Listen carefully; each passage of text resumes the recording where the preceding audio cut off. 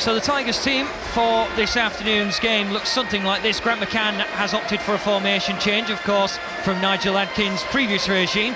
4-3-3, all-out attack looks to be the plan. George Long gets the starting goal for this one, with Eric Lehigh taking the captain's armband. Jordi Device and Reece Burke will start as the two centre-halves. Number 9, Tom Eaves, will be the main man up front, with Bowen and Grzycki either side, but in much more prominent attacking positions rather than sitting into the midfield. Marcus Henriksen marshalling midfield with Kevin Stewart and Jackson Irvine. Kingsley operating at left-back.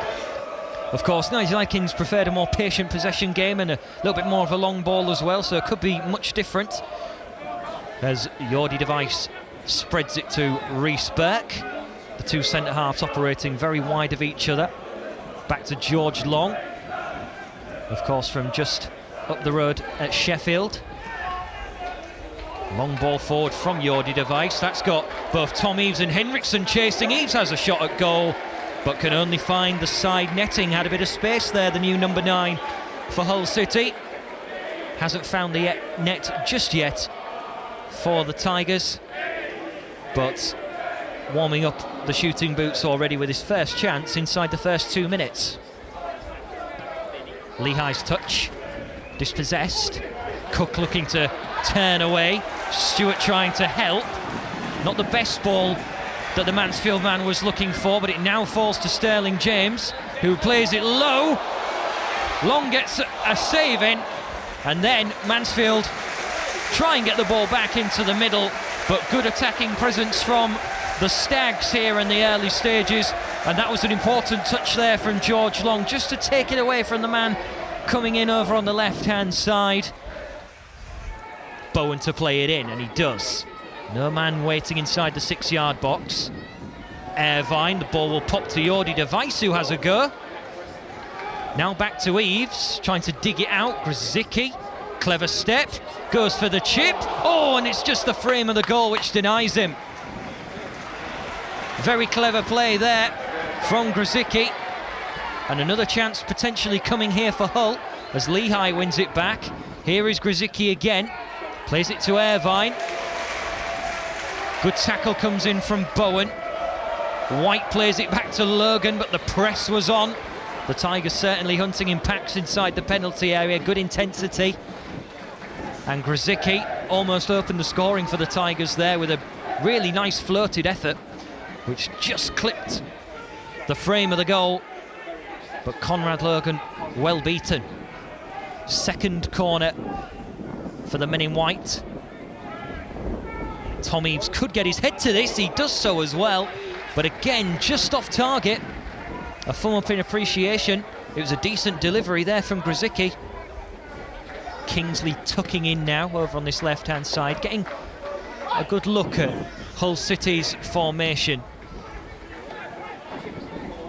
Oh, not the best touch, and now Grzycki, he's all alone in the box, he's waiting for support, and Jared Bowen puts it into the back of the net. Lovely finish, a real no-nonsense finish there from Jared Bowen, the man who got his first goal here at Mansfield as a Hull City man, has just managed to get another, and hopefully it'll be the first of many in this 2019-20 season, as Jared Bowen slams it in, well held up there by Grzycki, and Hull City capitalising on Mansfield Town's error.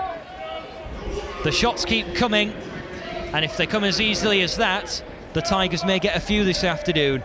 27 minutes gone, Mansfield 0, Hull City 1.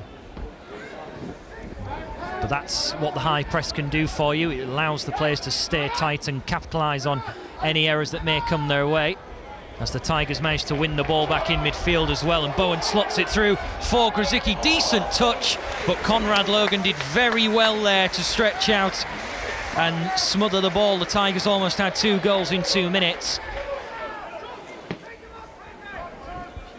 Coming up to 38 minutes in this game in a fast-paced friendly. Eaves trying to backheel it to find Henriksen, who just couldn't get past his man. Then Stewart comes charging in through the legs of Henriksen. That ball was by Sweeney, who now just settles himself back into Mansfield's back 4 as Benning comes forward. CJ Hamilton, neat build up here from Mansfield, and Long gets in a good save. Both sides showing that they've got plenty of attacking prowess. As Smith tries to hang on to the ball for as much as possible and eventually gives it away towards Henriksen. Can the Tigers pounce from this? Into the box for Jarabone, who does go down. He does get a touch, and big appeals there for a penalty, but Michael Salisbury just jogs away. Always stumbling. Now then, Device is caught. That's going to be a free kick, and the Tigers there not happy because they feel there should have been a penalty at the other end. Jordi Device the wrong side of CJ Hamilton, and the question is, will Mansfield go around the wall over it, and will they call long into action? Oh, it's the frame of the goal which denies Mansfield, and then it's in the back of the net, and it is the oldest man on the pitch. Neil Bishop makes it 1-1, rifling home well, but really, should the free kick have come in the first place, as Mansfield get a little bit of fortune, potentially should have been a penalty at the other end, but the Tigers there are beaten from a rebound. It was a good free kick, clipping the crossbar, and then Bishop can rifle in.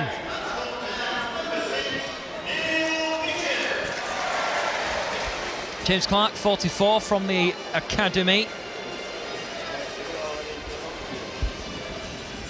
But he's the only change at half-time, it would seem, for Mansfield, who overload the near side of the pitch as they look to try and hit it forward straight away. Dicker straight in on the act, round the keeper and into the net straight away. Well, what a way to make an impression.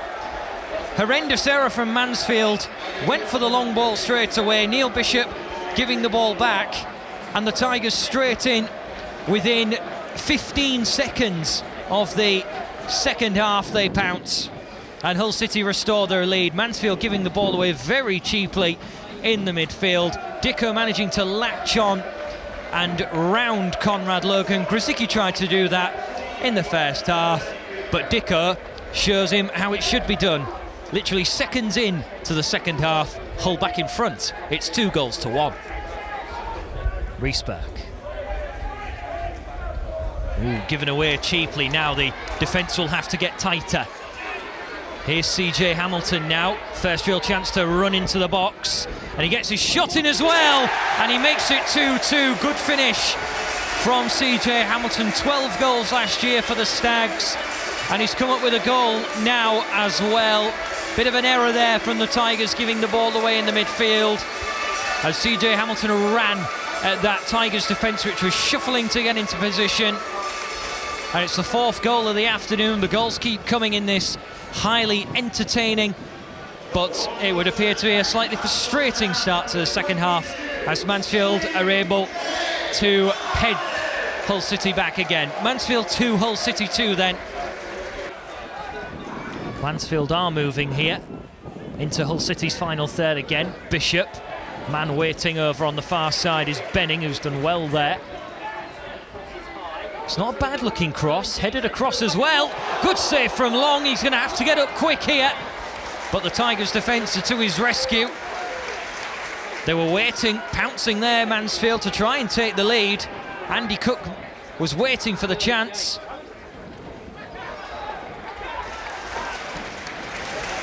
Well, Mansfield doing really well, now looking to shift it into another attacking opportunity. They will get one as well. That could trickle in. Kingsley there, battling hard, but Andy Cook for Mansfield Town couldn't turn the ball home. The last Everton loanee the Tigers had proved to be quite popular and successful in Oumar Niasse. Hopefully Bowler will do the same. And he gets himself into the penalty area here to create an option in white from this free kick. In it comes. Device gets his head there, and Logan does really well. That was a very well imposed save. It was offside anyway, but Jordi Device, perfect timing to the header.